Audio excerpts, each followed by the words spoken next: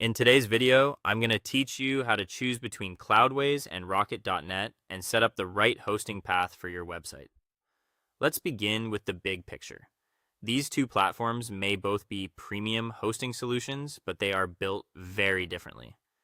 Cloudways is a managed layer on top of cloud providers like DigitalOcean, Vultr, and AWS. That means you're renting a dedicated slice of cloud server resources with much more control over server settings, PHP behavior, software packages, and caching choices. Rocket.net, on the other hand, is built as an edge-first managed WordPress platform.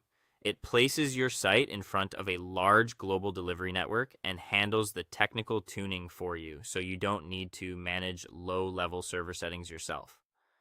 Next, think about how each platform handles scale. With Cloudways, there are no artificial limits on how many sites you can place on one server. You can host many websites or staging environments as long as your RAM and CPU can handle the load. Rocket.net structures plans around site counts and bandwidth, but it makes up for that with unlimited PHP workers, which is especially useful for dynamic WordPress and e-commerce activity where many visitors may be checking out or submitting requests at the same time. Now let's talk about performance and caching.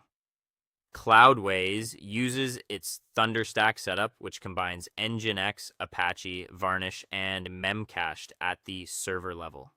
If you choose a server with 2 GB of RAM or more, you also get Redis Object Cache Pro to speed up database-heavy workloads. Rocket.net pushes speed even further by caching full pages at the edge across hundreds of global locations, so most visitors are served content without hitting the origin server. It also includes advanced object caching for dynamic database performance.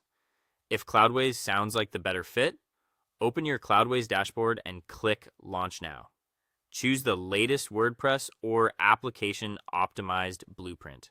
Then select DigitalOcean or Vultr, preferably using a premium or high frequency option for fast NVMe storage.